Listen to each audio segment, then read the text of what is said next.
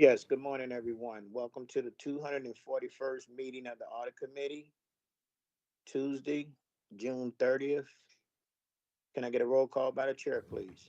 Yes, the record will reflect that trustees Wabi and Evans are present in the room. Trustees Watson and Carrington are present online. May I get a motion for approval of committee meeting minutes, June 2nd, 2026, please? So moved. Second. There are no comments by the chair. The internal audit risk assessment and internal audit plan. Good morning, Ty, fiscal 2027. Good morning, Trustee Watson. Hope everybody's doing well.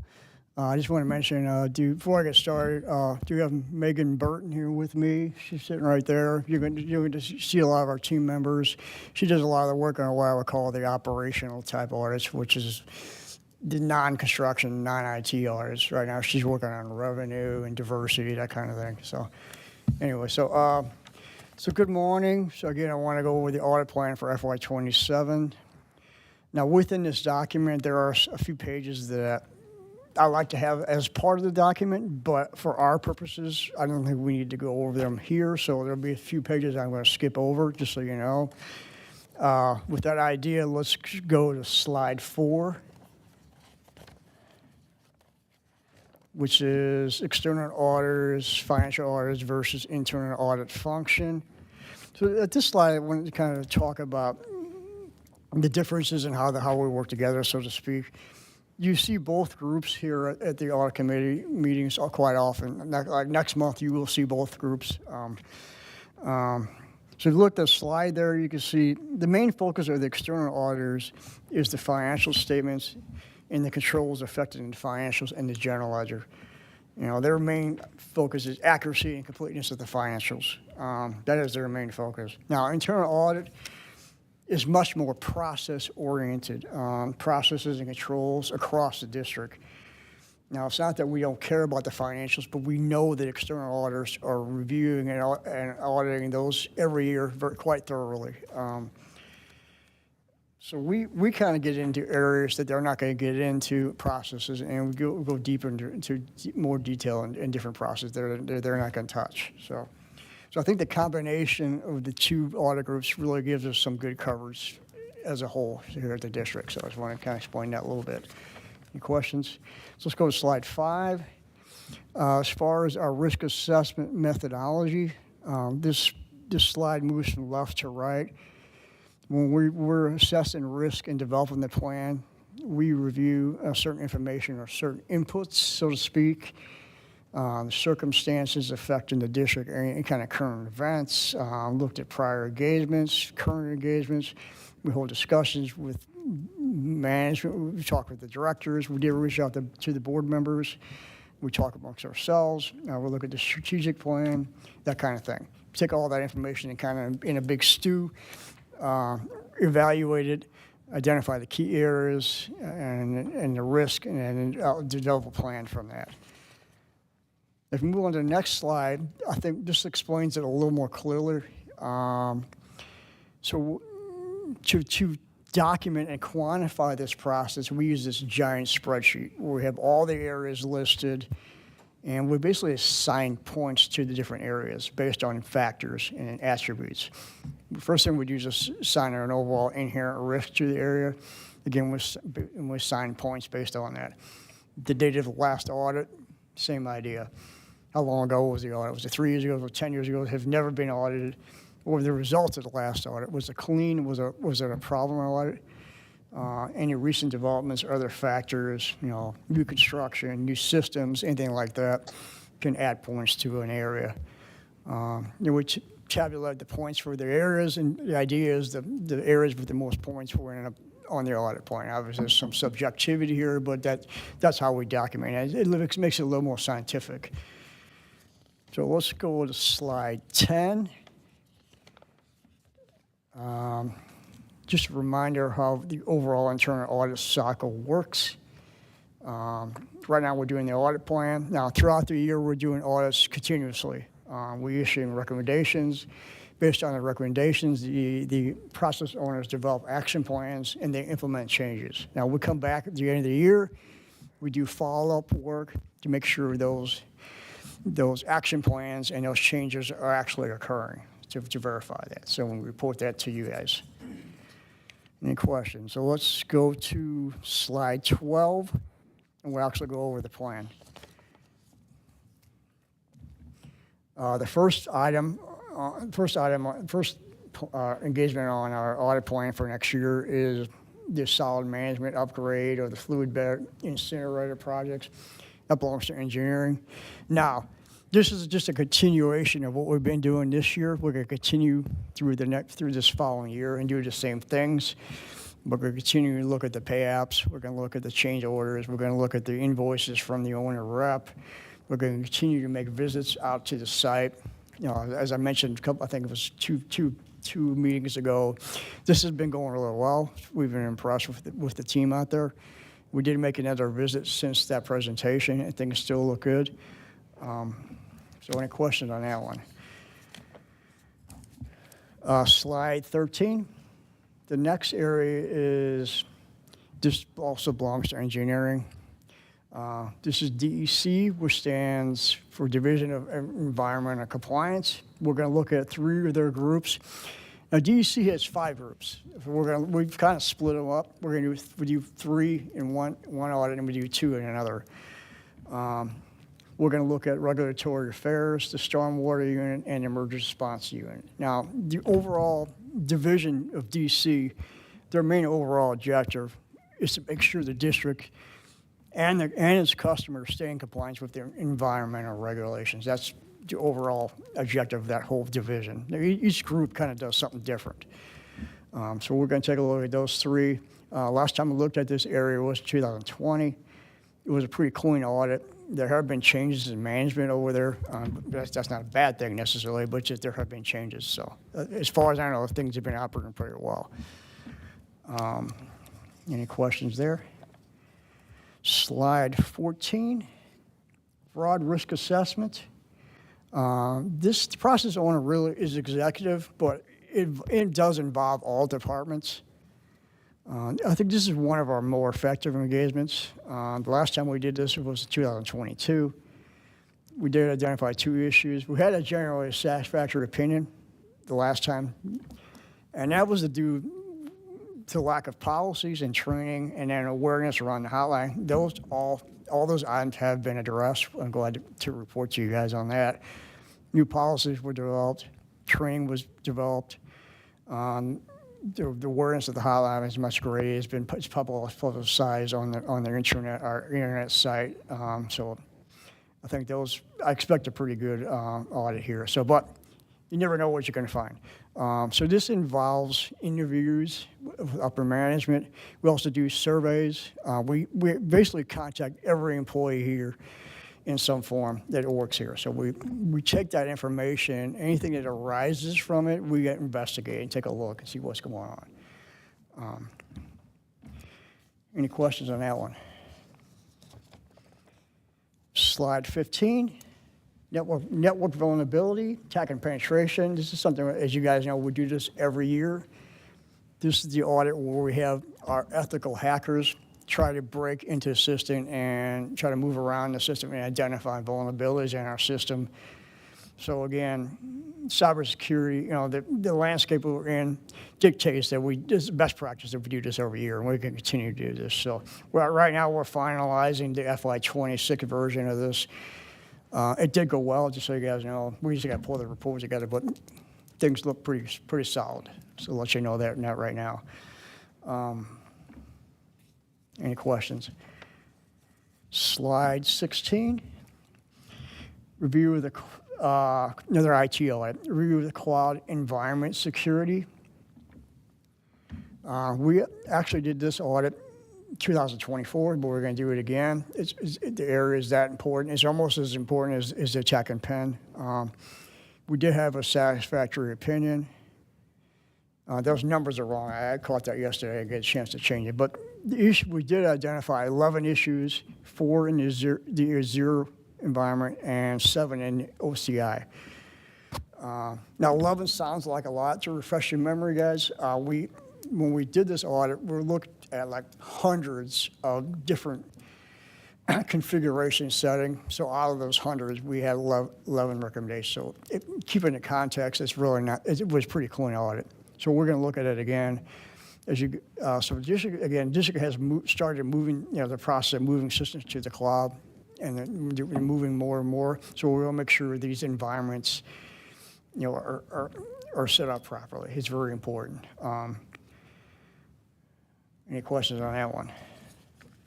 So when we do the audit, Azure and OCR will definitely be part of the scope. We may have some other environments, so once we do our due diligence and figure out what that scope's going to be. Slide 17, review of the safeties of the district's safety program. This one belongs to operations. Again, a very important area, obviously. The last time we looked at this was, I think the report was 2022. We did have a generally satisfactory opinion. Improvements were definitely needed at that point, but I think they have definitely made a lot of progress since then. We now have a fully staffed safety team with a safety manager, which is fantastic. We never really had that in place. Now, just a couple of things. This area only applies to employee safety. We are not responsible for contractor safety. And the district is not subject to the guidelines of OSHA. OSHA has no jurisdiction over us, I guess is what I want to say. Now, best practices, we still want to use their best practices, obviously. So we still want to do that. Any questions there? Next item is slide 18. Purchase to pay, that belongs to finance, which purchase to pay is basically accounts payable. The last time we looked at this area the report was in 2021. So it is a key district cycle. Now, the controls around the vendor master, supplier master, those controls are really critical. If you control that well, this area usually goes well. There's definitely a high volume of transaction. Now, we did an audit last time. We had a clean opinion. Only 2 issues were identified. Now, last time we saw significant improvement from the audit 2017. We had 9 issues in that audit. So since Marion's group has taken over, and they've made a lot of improvements in this area, especially around their vendor master. So we'll have to see. I expect to see that continue. Hopefully that's what we'll see in next audit. So, any questions? Slide 19, review of overhead rates. This is something we do continuously throughout the year, and we do it every year. So we're reviewing the overhead rates that were being charged by the design consultants and our CMs, our owner reps, who also is really a consultant. We're going to make sure we're not being overcharged, make sure the rates are reasonable. We want to make sure they're in accordance with FAR 31. That's the guidance we just settled on when we started this. So then they've agreed to it. So we check that every year. Okay, the last item is the review of the SOC reports for district's third-party service providers. I just went over this a little bit. I think a couple months ago, I did a presentation on the SOC reports. To remind you, SOC report stands for System and Organization Controls Report for a third-party service provider. So that's where an independent CPA performs an examination of their controls. So we have a lot of third-party service providers. So it's important for us to look at these reports to make sure these providers, their controls are adequate, because a lot of cases they have our data and they're processing our information. So it's important that we look at these. So we're going to continue that effort as well.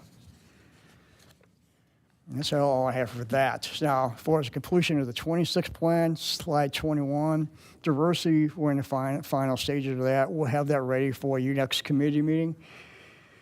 Check and pen, 26, we'll have that probably the following month, and then we have 3 more that will be in the months right after that. Vulnerability management, construction change orders, and revenue and billing.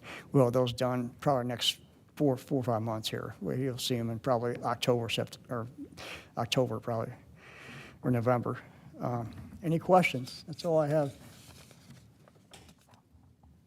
Hey, Tad, how many audits do you perform? How many did you perform last year? Well, we're in the process of finishing. From like So what was the audit plan for 2028, or 2025? What was it for 2026, and what is it, and this is what it is for 27? So the number is very similar. Okay. We have these, including overhead and SOC reports, you have like 7 or 8. 7 or 8? Yeah, and we're finishing, we got 5 that we're going to finish in the next few months. You guys are always overlapping. Because, yeah, they're rolling. Yeah. Okay, thanks. Sure. Any other questions? I appreciate the time, everybody. Go USA. I forgot to tell you, Megan bought me this nice soccer pin, so. It's a U.S. soccer pin. She was in Seattle for the game last week, so, yeah. So thanks, everyone. Well, thank you, Todd. Next meeting, tentative date, August the 4th, 2026. Can I get a motion for adjournment? So moved. So moved. Second. Meeting adjourned. Thank you. Trustee Kistner, give us a minute here and we'll get set up for program management. Okay.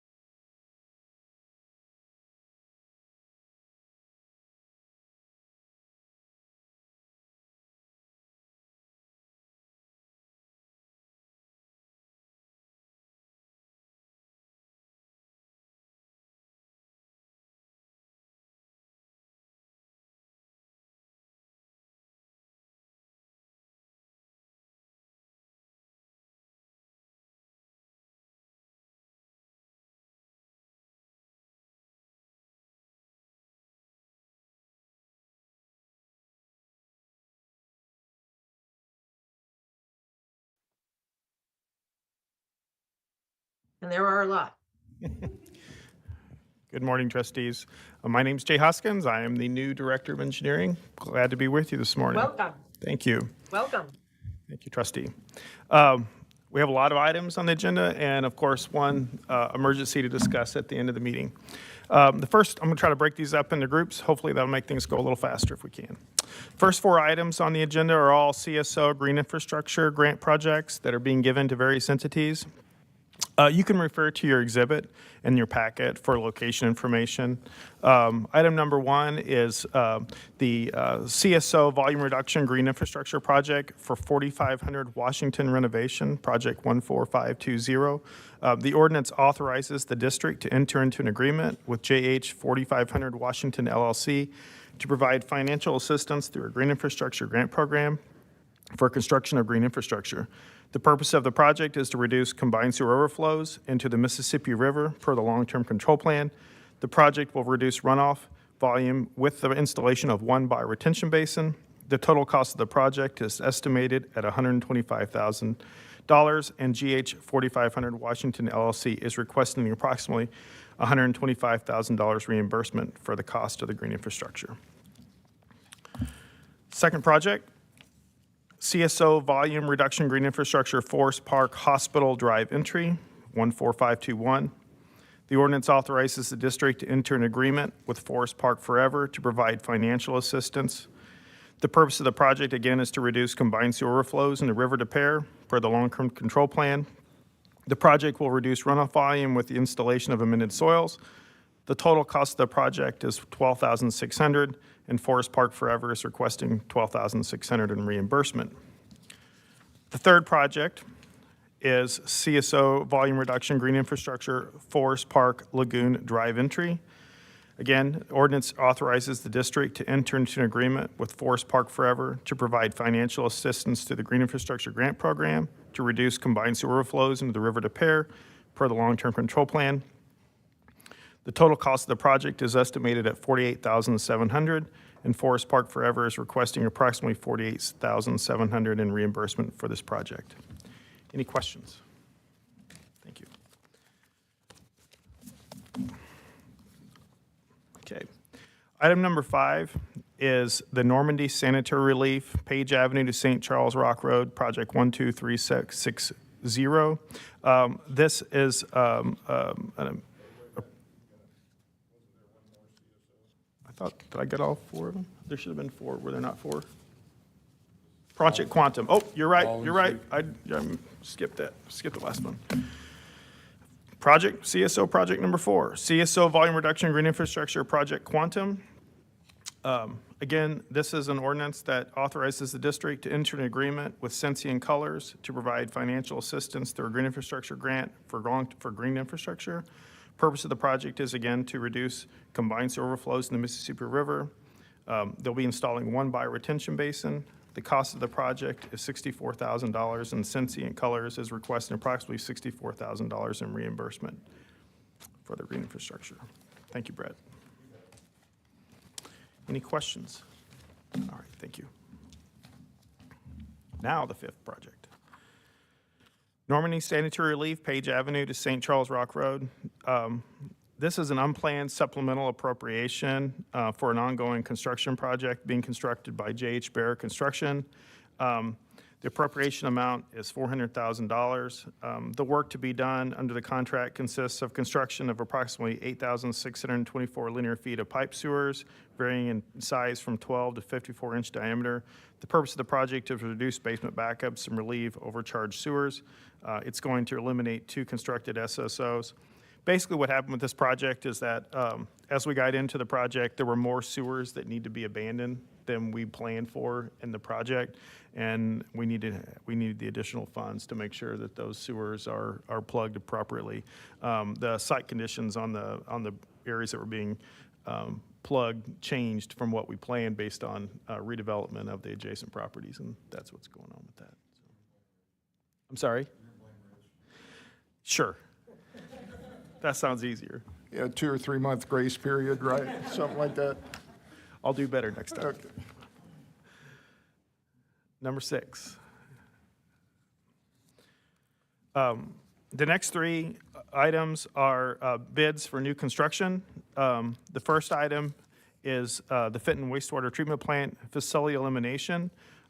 This ordinance will appropriate fund and authorize staff to enter into construction contract with EJ Spiritus Group, LLC, doing business as Spiritus Worldwide.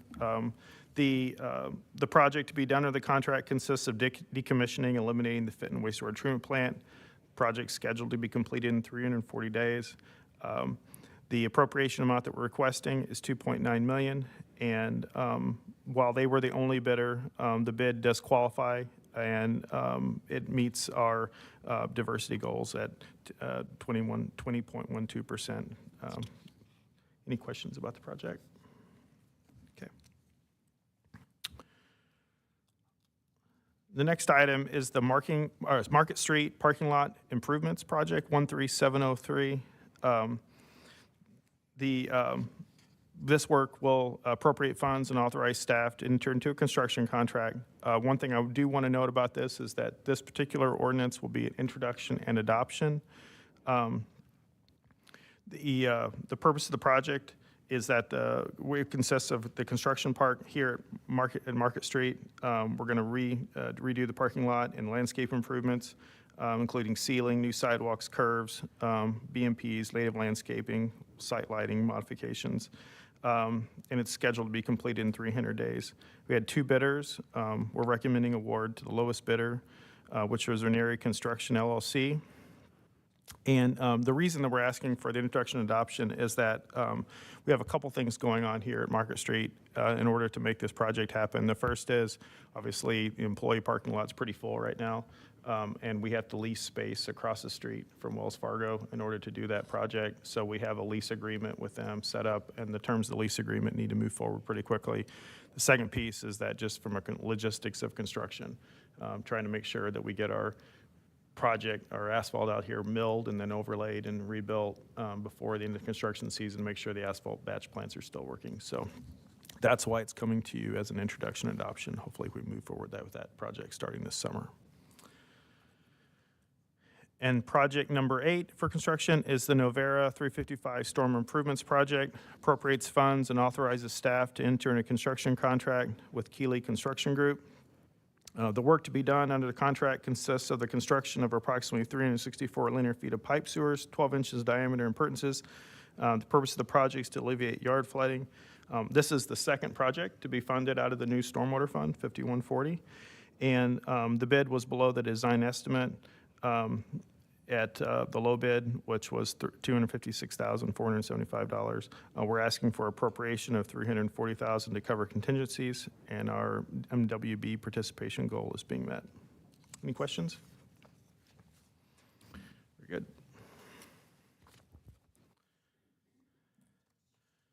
The next 2 projects are appropriating funds for repairs to the wastewater and stormwater collection systems. These are annual appropriations that we bring to you every summer.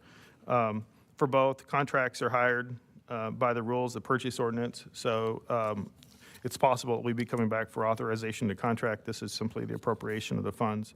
The first project is the Stormwater Infrastructure Repairs 2027, Project 13010. The work to be done consists of repair and replacement or construction of stormwater inlets, manholes, sewers, and other infrastructure as identified by the Operations and Engineering Department at various locations throughout the district. The appropriation amount is $8 million, which matches what's listed in our capital improvement plan. That's correct. That will come from the district-wide stormwater fund. That's the 10-cent 5120 fund. The second project is the cousin to that one, infrastructure repairs for wastewater, 2027, Project 12993. The work to be done consists of repair and replacement or construction of manholes, sewers, and other infrastructure as identified by the Operations and Engineering Department at various locations throughout the district. The work is part of the district's ongoing CMON program and complies with the acute defect repair requirements outlined in the consent decree. The appropriation amount request is $7 million. It comes from 2 funds, the Sanitary Replacement Fund and the General Fund. The Sanitary Fund is used for capital expenditures, and the General Fund is used for non-capital expenditures. Any questions? What's the difference between these projects, this authorization, and what justifies moving from this bucket to, you know, I don't know, another one? Yeah, so when we a lot of these repairs are pretty small dollars. Right. I think the average wastewater repair project right now is somewhere around $20,000. So we do hundreds of projects with Gotcha. these appropriations. We just don't want to come back to you for that. That's good. Yeah, I didn't think you wanted me to either, so. Yeah. No, so how are these contracts, are we award like a series of, you know, 50 manhole covers to John Smith Associates? Right, so we'll develop a scope of work. And for a lot of these, what we'll do is we'll come up with a scope of work, and then we'll develop a small, big package. We'll put it out to contractors. We get at least 3 bids, and we choose the lowest of those. That's consistent with the purchasing ordinance, so we just use the purchasing. If something comes back over $50,000, then we have to come Then you back have to you to for make- gotcha. authorization for a contract. Okay, Yeah. thanks. Sure. All right.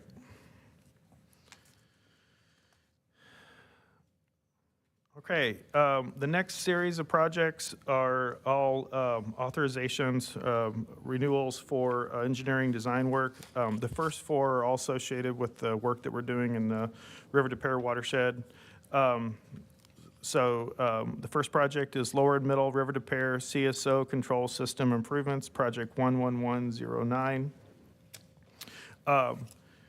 This ordinance authorizes the district to amend contract 10734 with Jacobs Engineering Group for an annual extension to provide watershed consultant services for all projects included in the Lower and Middle River to Pear CSO Control System Improvements Project. The preliminary construction cost estimate for the entire Lower and Middle River to Pear Control System program is greater than $1.5 billion. The estimated design contract range for the entire program contract is between 90 and 110 million. This year's authorization includes fees for project management, services for FY27 coordination with the district and other watershed consultants, project scoping, preliminary studies, quality control and assurance modeling, planning support, and special services. The appropriation amount request is 1.1 million for this year, and the total MWE participation is being met, 22% for the year versus the goal at 20%. This is their watershed contract. The next three items are specific projects within the watershed. When does, this is the one that goes back to 12? It does. Yeah, it goes in the beginning of the consent decree almost, yeah. This is a watershed contract, And when do we see it ending? 2039, yeah, Thank you. when we're done. Is there any reason we shouldn't like rebid this to somebody else?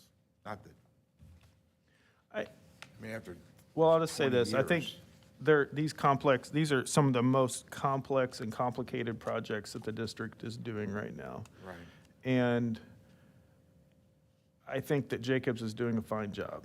right, So I don't have a reason like that to Right. say that there's a need for a change. It would be a need because we think there's another external reason. gotcha. Item 12, Hampton Park Combined Sewer Relief and Creek Channelization Project 14283. This ordinance authorizes the district to amend contract 10734 with Jacobs Engineering Group for the design of the Hampton Park Combined Sewer Relief and Creek Channelization Project as part of the watershed consultant services for all projects included in Lower and Middle River to Pear CSO Control System Improvement Projects. The Hampton Park Combined Sewer Relief and Creek Channelization is a lump sum project for the design of 2,400 feet of 18 to 60-inch combined sewers and 2,650 feet of channel appurtenances.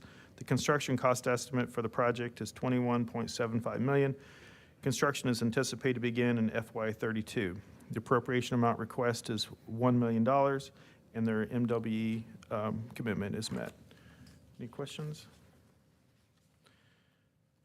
Next project is the Upper River to Pear and River to Pear Trib Storage Tunnel Dewatering Pump Station Site Preparation Package 14259.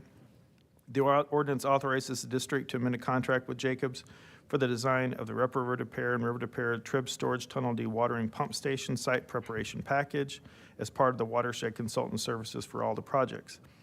This pump station site preparation package is a lump sum cost project for the design of a site preparation package to ready the project site for the River to Pear and storage tunnel. The construction cost estimate for the project is $3 million, and construction is anticipated to begin in fiscal year 28 with an appropriation amount of $125,000. There is not an MWB goal on this project. And then the next item is the Upper River to Pear and River to Pear Storage Tunnel. This is our big tunnel, or excuse me, the Tribs Tunnel. The ordinance authorizes the district to amend the contract with Jacobs Engineering for the design of the Upper River to Pear and River to Pear Tributaries project as part of the watershed consultant services for all projects included in the watershed project.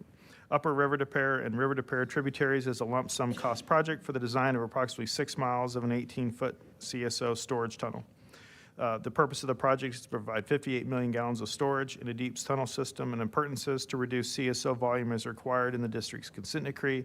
The construction cost estimate for the project is $565 million, and construction is anticipated to begin in fiscal year 32. The appropriation amount for this project for this year, the request is for $8.5 million. Their MWE participation for this year is 14.3%, which is slightly below the goal of 20%. But this is a multi-year project, and overall, they've done a fine job of meeting their MWE, so I don't have concerns about this in the long term. It's just for this year. Any questions? Okay. All right. Next. 6 items are all appropriating supplemental funds and authorizing contract amendments associated with various projects. The first project is the Earls Field Sanitary Relief and Kingston Pump Station Elimination Project 13520. The ordinance authorizes the district to amend a contract with George Butler Associates for design amendment, design contingencies, and construction phase services for the Earls Field Sanitary Relief and Kingston Pump Station Elimination Project. Earlsfield Sanitary Relief and Kingston Pump Station Project is a lump sum project for the design and preparation of construction documents to construct approximately 4,000 feet of 15-inch to 27-inch sanitary sewer and appurtenances and eliminate 1 pump station. The purpose of the project is to alleviate sanitary sewer surcharging and building backups during wet weather and to eliminate 1 wet weather pump station, the Kingston Pump Station. The construction cost estimate for the project is $4 million. Construction is anticipated to begin in fiscal year 27. The appropriation amount that we're requesting is $400,000, and their MWBE goal is being met. Any questions? Next project is our wastewater treatment facilities nutrient removal phosphorus design project 13536. This ordinance authorizes the district into an amendment to contract with HGHD for final design and construction phase services for the wastewater treatment facility nutrient removal phosphorus project. The project consists of the design and preparation of construction documents for the construction of new buildings with dedicated pumps, mechanical and electrical equipment for chemical bulk storage tanks, chemical feed systems for controlling dosing from the bulk storage tanks to appropriate points within each of the 4 treatment facilities, and for chemical loadout and transfer facilities for safe receiving and chemical transfer from trucks to the bulk storage tanks. The purpose of this project is to complete improvements at Bissell Point, Lemay, and Grand Glaze wastewater treatment facilities to reduce total phosphorus to meet aggregate MPDS to permit limits. These improvements will be made according to agreements with DNR related to the development of new permitting requirements applicable to those facilities that begin in January 1, 2029. Improvements at Missouri River Treatment Facility are intended to reduce potential for struvite formation, which causes problems in our treatment facilities, by reducing and dealing with phosphorus in that way. The construction cost estimate for the project is $38.2 million. Construction is anticipated to begin in fiscal year 27. The appropriation amount for this phase that we're asking for is $1.2 million, and they are meeting their MWBE requirements. Any questions? That's an exciting project. We're getting close to the end of the design phase.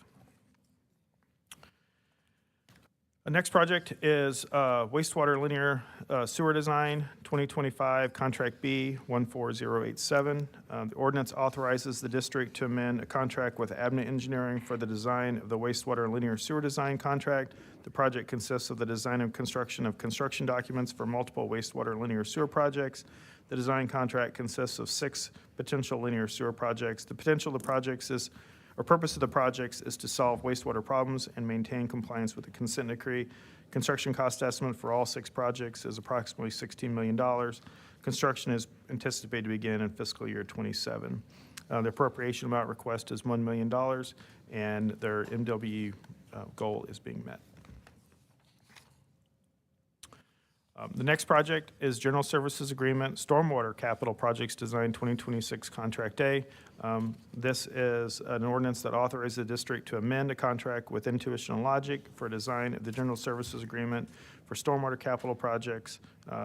This project consists of the design and preparation of construction documents for multiple stormwater stream bank stabilization improvement projects. The total project load is 6 potential sewer projects. The purpose of the projects is to solve stormwater flooding and erosion problems. The construction cost estimate for these projects is $4 million, and construction is anticipated to begin in fiscal year 28. The appropriation amount request is $1.25 million, and their MWB goal is met. Any questions about these?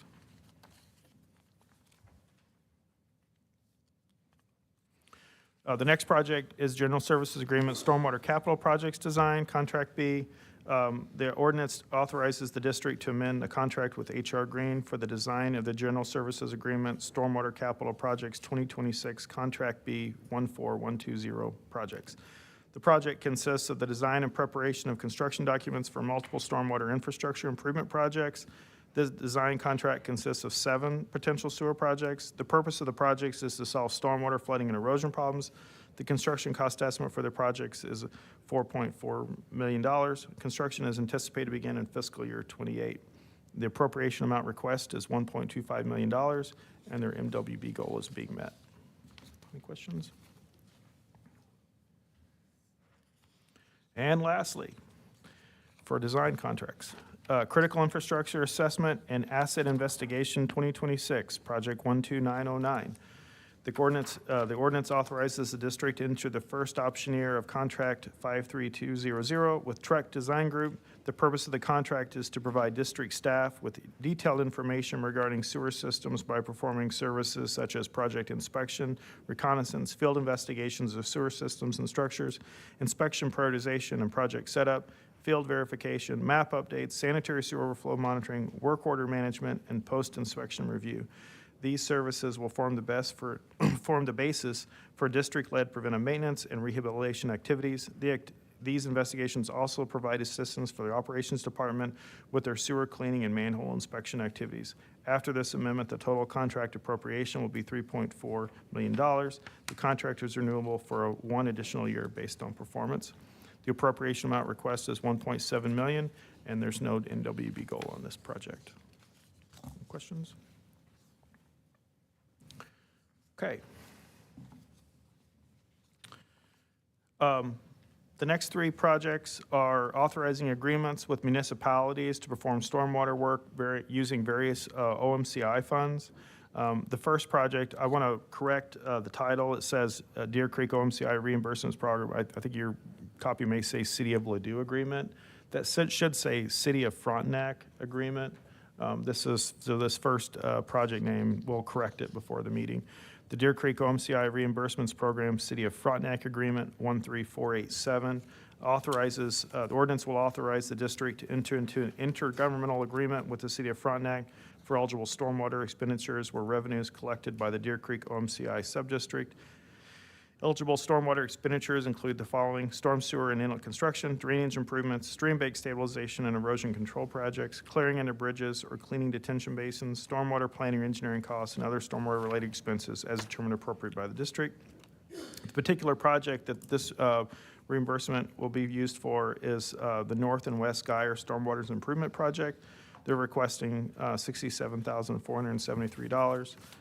It'll include some installation of pipes, inlets, and BMPs to reduce flooding. Any questions? Okay.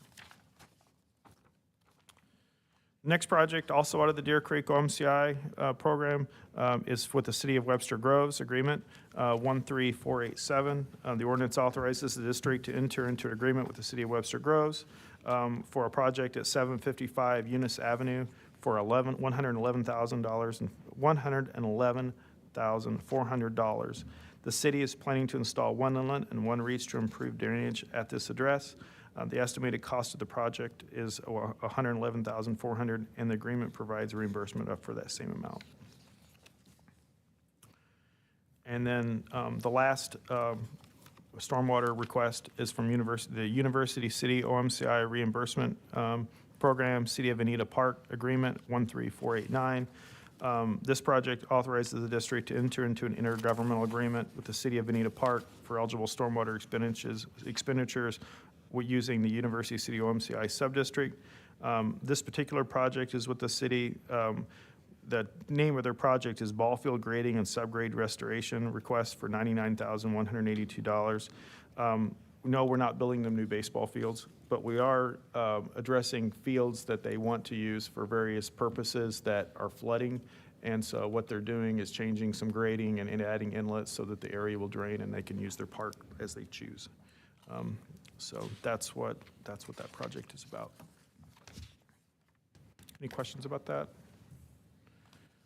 All right. And then the next 3 projects. All right, the next 3 projects appropriate funds for property rights acquisition. The first project, easement acquisition for stormwater projects, 2027, project number 13173. The appropriate funds to acquire necessary property rights in order to construct storm sewer projects. The ordinance appropriates $1.5 million for staff to take further efforts to acquire necessary property rights by means of donation, purchase, contract lease, or by the exercise of the power of eminent domain in order to construct storm sewer projects. Any questions about that? That's our annual appropriation for stormwater easements. Okay. Second, project easement acquisition for wastewater projects, 2027, project 12824. This project will appropriate funds to acquire property rights in order to construct combined sewer and sanitary sewer projects. Appropriates $5 million for staff to take further efforts to acquire the necessary property rights by means of donation, purchase, contract lease, or by exercise the power of eminent domain in order to construct combined and sanitary sewer projects. Any questions about that? Okay. And then the last project is the Upper River to Pear and River to Pear Tributary Storage Tunnel, 12441. We'll be requesting an appropriation of supplemental funds related to the purchase of properties, demolition, and related activities and easements, and authorizes district staff to acquire property without additional board action. The appropriation request is $6 million. The buyouts, acquisition of properties and or easements in the area are generally south of Olive Boulevard and east of Highway 170 in the cities of University City, Richmond Heights, Maplewood, Shrewsbury, Clayton, Brentwood, and the city of St. Louis. And they allow for necessary accommodation of construction of a deep storage tunnel system. The efforts will include the acquisition of property through negotiation and or condemnation if necessary. Through the approval of the board action, district staff will be authorized to negotiate with the property owner and purchase the property included in the scope without further board action. A real property acquisition consultant will perform all negotiations and management of the property acquisition from the first contract with the owners through closing. The consultant will perform all services in accordance with CFR Uniform Relocation and Real Property Assistance Acts. The district will contract for any demolition, securing of the site, and final restoration of the site under separate contracts to the purchasing division. All these activities will be funded from this appropriation. Development of the deep storage tunnel system was also funded by a separate board action. Any questions about this? Okay. And finally, last but certainly not least, our last item today is emergency response number 79, North Broadway Street and Biddle Street, project number 14531. This is necessary to appropriate funds for emergency project. The contractor that we're using for the project is Bates Utility Company. The appropriation amount is $5 million. The emergency contract replaces approximately 60 to 100 feet of 10 by 12 foot combined brick sewer and adjacent sewers that collapsed due to a 20-inch water main break, and provide support efforts which include CCTV, cleaning, bypass pumping and protection, and restoration of upstream and downstream sewers within the impacted area. The completion of the work as an emergency repair is recommended due to large equipment needs for repairs, deep excavation, and extensive street repair. The contractor, Bates Utility Company, was selected according to the MSD emergency declaration policy. And based on recommendations from staff, the executive director declared this an emergency on June 16th, 2026. This emergency has been well covered in the media. I think I just want to give a shout to Beth. I know her group's been working around the clock to provide, the public and everyone updates on what's going on out there. The root cause of this emergency was a city water main break. After the water main break and collapse, the priority of our work has been to secure and reopen the highway. That was successfully completed on Friday, and now we're pivoting to the actual sewer repair. There are a lot of details that are being worked out. It's a very complicated construction. We will keep you posted. I think this is going to go on. Our repair work is going to be going on for a few weeks. And I think that you can expect that for us, this is largely going to be a 24/7 operation until the repair is complete. And Bates is the contractor for the city as well? He is, yes. How are we tracking our costs and their costs? Yeah, so as far as how we're tracking our costs, we have a dedicated construction manager on site, and they're tracking all of our costs. We are still talking, and I'll let Brett talk about this, but we're talking with the city regularly about whose activities are being done by whom. And is the state involved with the highway? Yes. I imagine. Everything that we're doing is being effectively regulated by DOT, MoDOT. Yes, if the city's water main is what was the root cause of the collapse, does this mean that MSD has to bear all of its own cost? Obviously, there's an emergency repair cost, but is there any type of indemnification or repayment for the costs that are going to be borne for the repairs that have to be made? Yeah, Trustee Carrington, to address that, I will be seeking reimbursement from the city for our portion of the cost. And in your experience from the past, is that likely to be worked out? That is a very good question, and I don't have a firm answer for that. Knowing the condition that the city water department is in financially, just from what has been stated, publicly, that's a question that still is going to have to be answered. Got it. What sort of time frame do you think for working out, cost reimbursement matters? Is that something that happens, in a month, in 6 months, in a year? But how does that work? I can tell you that, we will complete our work just as rapidly as possible and then inform the city of what we feel our costs were and that we want reimbursed. After that, I don't know how quickly they will be able to move. All right, thank you. Just to kind of follow up to that question, I can presume or assume that some of the working out of details would also be likely the city's water division coming with their own report to say what the root cause was. Have they accepted full responsibility for the water main break causing additional damages to other utility infrastructure, or is that in question still? I would have to tell you that that's probably in question still, and they will probably deflect the best they can.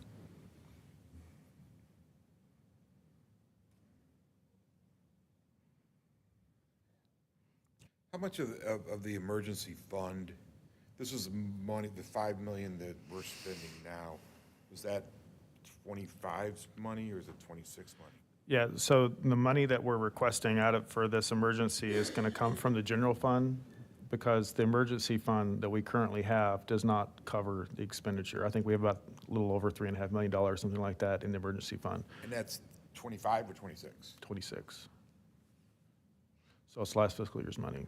So it's basically contingency money. So, okay. Today is the last day of fiscal year. Right, that's what I was, and then is it 3.5 million in 26 or 20 or 27? Well, I think once you, go ahead, Brett, sorry. No. I think that the money was already appropriated, so it's in the fund, but it's available to spend for future emergencies if those emergencies come up, but it just isn't sufficient to cover this emergency. So I'm trying to think about tomorrow. Tomorrow, there's 3.5 million appropriated for emergencies, correct? Am I right? Yes, when we flip over fiscal years, there'll still be the dollars sitting there in the emergency fund. We would need to appropriate more dollars to put in there to cover this. To cover, but that's why we're appropriating from the general fund right now, because we would expect to be reimbursed and put those dollars right back into the general fund. Is there do we have an insurance, any like third party that we can go and look at? No? No, Todd's shaking his head, no.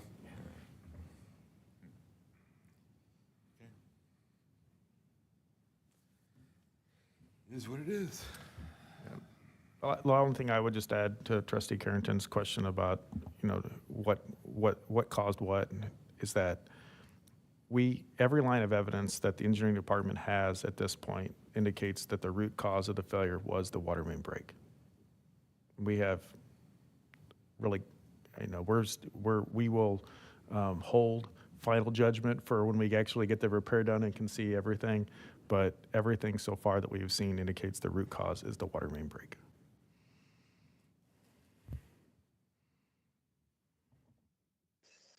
Well, just to ask to this, I mean, I know obviously the question I had was regarding whether the city's water department has issued any kind of competing report or analysis.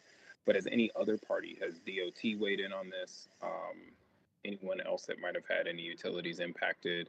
Have they come up with any type of engineered report to say what that route was? Not that we're aware of. Okay. The only exception to that, I guess, the Department of Natural Resources they sent a geologist out to the site and confirmed that it was not a natural sinkhole. So it wasn't something that was a natural fissure. It was something that was caused by the water. Their conclusion was the same as ours. And that was reported in the news as well. Yes, it was.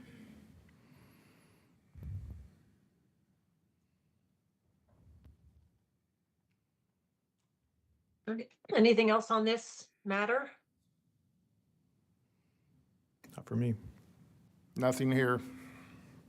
All right, so if there's no other business, our next tentative meeting date is August 4th, 2026, and we will adjourn. Thank you. Okay, we have a couple minutes before we'll start the Finance Committee meeting at 8:30.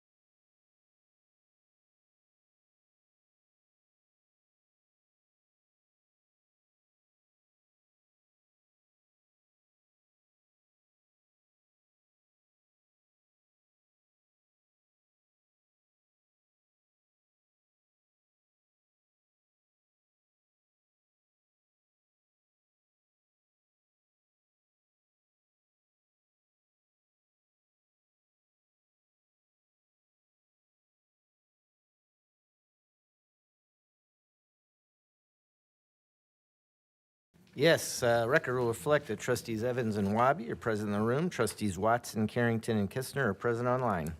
Get a motion to approve the minutes of the prior meeting. So moved. Can I get a second on that? Second. All right, thank you. Next item is the portfolio review. All right, thank you. We just have 2 items on the agenda today. I'll start with the operating fund portfolio. Not a lot of changes over last month. Total par, I'm going to start in the upper left, about $644.2 million. That's only a little over $5 million, $5.5 million roughly, more than last month. So inflows a little bit higher than outflows. We've seen rates continue to increase over the last month. So the benchmark went up about 13 basis points from 4% to 4.13. That entire portfolio turns over, so you usually see bigger changes. You always see bigger changes there than you do in our portfolio. Our portfolio yield to maturity did go up about 3 basis points from 3.92 to 3.95. So there's always a lag whether benchmark's going up or down. Weighted average maturity, we went up about 500, so that's roughly a month-ish, as we try to look for opportunities to extend out because there are decent rates out. We still are kind of hoarding money over the next year just to make sure we've got enough cash available to fund the fluidized bed incinerator project, although we do expect reimbursements from the state on those, but we're just making sure we're prepared. Weighted average maturity for the benchmark went up just a little bit too. Number of securities, it says 81. I didn't change that. It's about 78. So we have a little bit less securities than we used to have, as we are really focused on setting maturities for roughly the middle of the month for those big incinerator payments. We should be getting an invoice here in the next few days, and so we'll know how much we'll have to pay coming up this month. But we're expecting those monthly payments to jump from $25 million maybe to $40+ million just for that project a month. Moving over to sector allocation, we are within our policy limits, so we're in compliance with policy. Almost no change to last month. Very, very, very slight increases, less than 0.5%, up in treasury notes and down in commercial paper. So nothing really to talk about there. Fund summary in the bottom left. Almost all the changes we talked about, the $5.5 million increase, slight increases in the weighted average maturity, and yield to maturity were in the MSD operations fund. There are some changes to talk about in just the way the money's distributed at the bottom. That's because in May we made a large debt service payment. So the amount of funds allocated to the debt service fund dropped from roughly 9% to 2%. And so you saw corresponding increases in the percentages allocated in the other funds. So they're all up about, at least the general capital project special revenue funds, each up, 2 to 3%. So those just kind of shift as we have big payouts from one of the funds. Our maturity distribution, we are trying to push money out a little bit just to take advantage of the curve. Rates are higher just a little bit out. So we saw, as we compare ourselves to the portfolio, which stayed roughly stable, all their changes were 1 to 2%. We have about 5% less in the 0 to 1 year than we had last month, and that's all was pushed into the 1 to 2 years. So when we go out more than a year, we're usually trying to hit known debt service payment dates or large outflow dates, like if we had a capital project where we had kind of known flows, which usually those are not known. But so we typically target October, November, April, May, because that's when we have large debt service funds going out. So we try to push out to those dates to make sure funds are available. Any questions on the operating portfolio? All right, now we'll move to the debt summary. Handful of changes here. I'm going to start in the upper left. This is as of June 30th. So this is as of today. We have about $28.5 million more drawn than we did last month. So we borrowed about $28.5 million over the month. Those were draws from SRF loans driven by the fluidized bed incinerator project. So that means that we still have about $491 million left to draw in those SRF loans. We still have $442 million that we can go out for new debt for. So a little over $900 million still available to draw on over the next couple of years.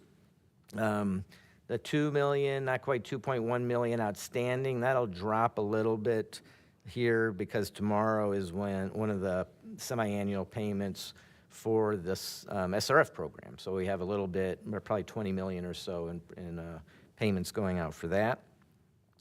If I move over to the debt metrics, so this is as of May, so this is a month lag because I don't have financial statements for June yet because June's not done. Not a lot of changes here to talk about. One thing I'll point out is the capital funded by debt, which I can give you a current number on, more of a current number on.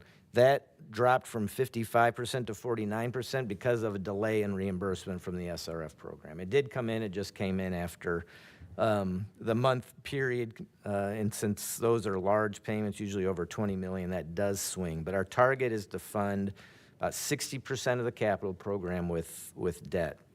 We also saw a drop in liquidity, although we still have healthy liquidity. Our target is 550 days cash on hand. We are at 579 as far as cash and investments that mature within a year. If you take our total portfolio, it's a little over 750. Those are drops from last month because we had large debt service payments last month. So big draw in cash, those drop those down. But those are still in line with our rating. So we are a high AA rated entity. And our debt service coverage, our liquidity, or days cash on hand, which is what DCOH stands for, just too long to put in here, are in line with in between AA and AAA rated, which is where we're rated. So it's those kind of match. The medians didn't change. There's always a lag on those. All right, so the other two boxes, I'm going to switch around every month just so this doesn't get too stale. Sometimes it'll be interesting, sometimes it might not be. So we'll see. We'll see how this one goes. But I'll start with the bigger box on the left. And the reason I wanted to show this is just because we're getting ready to go into the back half of the year where we're preparing the rate proposal. Just wanted to give you a little bit of history. So district got the ability to borrow on a district-wide basis in the early 2000s. So 23 years ago, we had zero debt, none. That means no interest payments, no debt payments. Since then, you can kind of see these are cumulative numbers, but since then we've borrowed almost $3 billion, and we've paid back about we've paid about 1.8 million in service of that $3 billion. Half of that roughly is principal, and some of the retirements were because of refundings, and then the other half is an interest payment. So 23 years ago, we had no principal and interest payments. This year, it's going to be a little over 150. Next year, it's going to be 170, even if we don't add debt. And as we move into the new rate cycle, we're going to be approaching and possibly exceeding 200 million per year by the end. That's money that we never had to collect 23 years ago, but because of the consent decree, large capital program, we are going to have to collect that. And just to give you an idea of how things have changed, the capital plan before we started borrowing was 100 to 150 million maybe. The last few years, it's averaged 450 million. So much bigger capital plan, much bigger projects with the fluidized bed incinerator, which is not a consent decree project, but it's still a large capital project. We have big tunnels coming up. So these are big shifts in how and where we're spending money that are driving the rate increases. Any questions about that? Then I'm going to go to the smaller box on the bottom right. So these are the rating agencies present median information in various formats. Some of them look at different things. There's always a lag. So I am still waiting for 2025 kind of medians to come out. But I think this is interesting because it kind of gives you a picture of a couple of things. One is our size.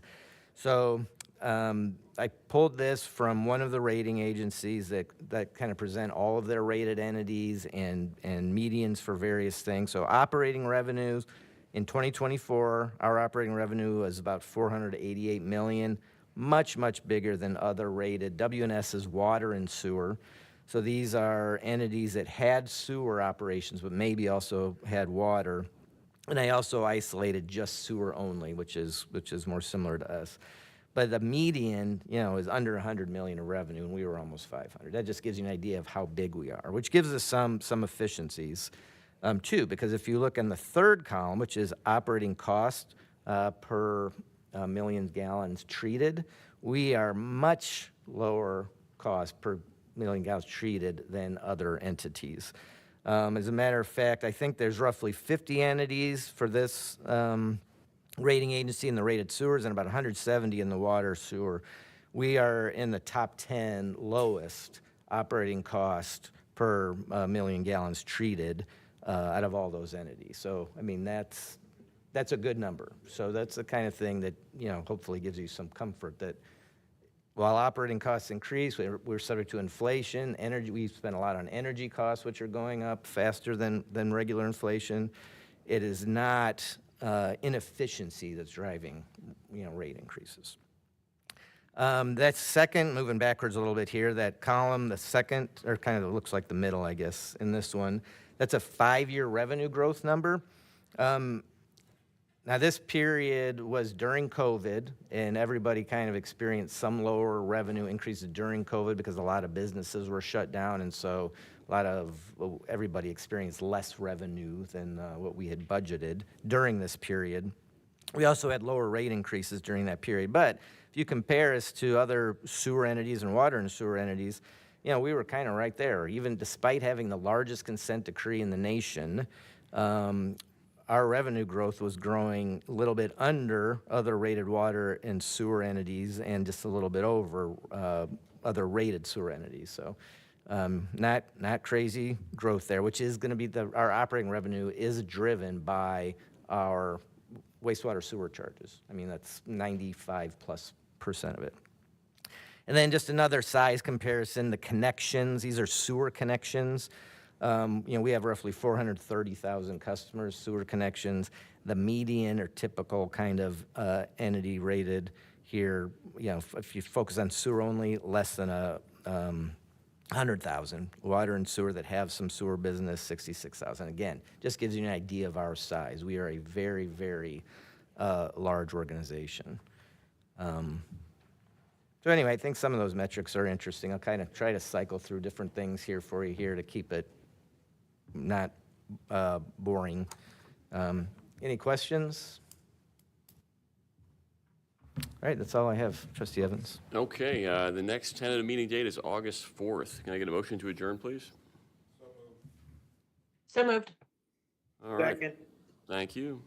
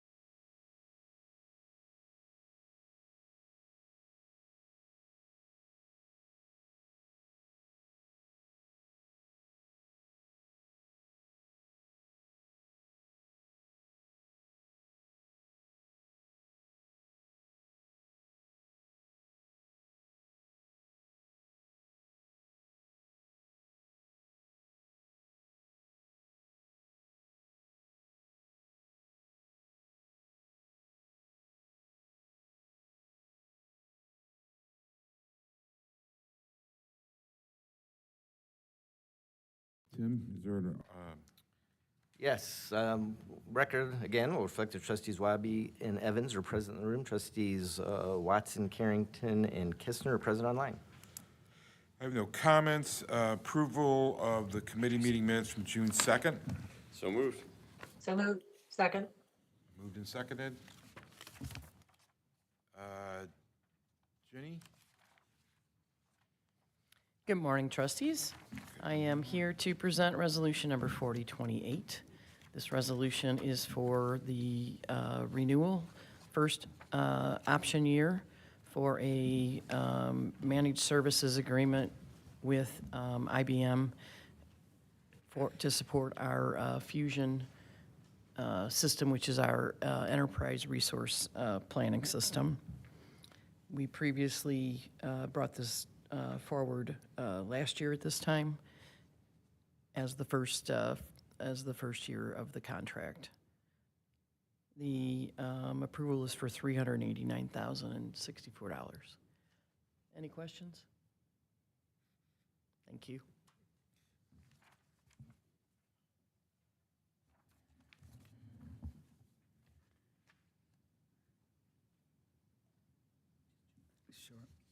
Okay, trustees. Next. No issues. I'm starting with introduction and adoption of ordinance 16865 for the classification plan. Simply making an update to the classification plan. In the operations department, there's an update to the job title of senior safety coordinator to safety specialist. The positions remaining the same. There's no positions that are being lost or employment losses to that change. Also in the executive director's department, there's been a move from security supervisor to the operations department. That position is moving out of that department into operations where it's a better fit, along with the facilities coordinator position as well, moving from executive director's group to the operations group. Trustees, do you have any questions about the changes to this ordinance? Well, I thank you for your time. I'm up next, trustees. I'm here to present proposed ordinance number 16864, which involves amendments to the district's defined contribution plan. This is the retirement plan for employees hired in 2011 through the present, as distinguished from the pension plan. You may recall that back in January, we amended the plan to incorporate changes required by a federal law, the Secure Act. We're back to make minor amendment changes to make this plan consistent with the provisions of the pension plan with regard to rehire. And in that regard, we are adding a definition for retirement that matches the definition in the defined benefit plan. We're adding to the existing definition in the plan of severance from service to match the definition in the defined benefit plan and the civil service rules and regs. And then finally in section 3.2, which deals with rehired former employees, this provides clarification that only employees who resign as opposed to incurring a severance from service by dismissal, retirement, or death, are eligible for rehire and to resume participation in the contribution plan. If there aren't any questions, that's all I have. Thank you very much. Are we going to executive session, closed session? Okay.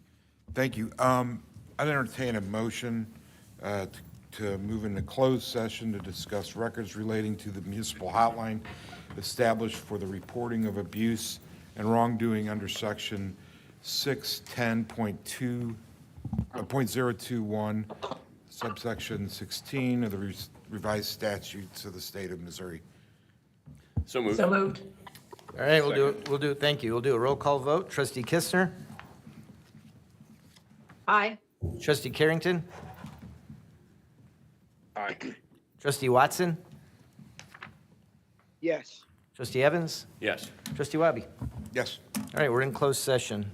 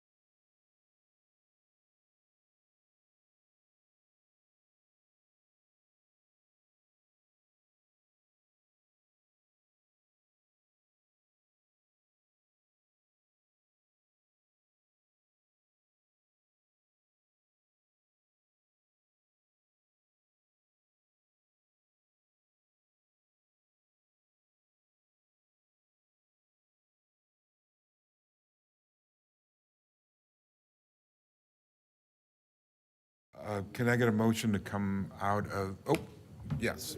Can I get a motion to come out of executive session? So moved. Second.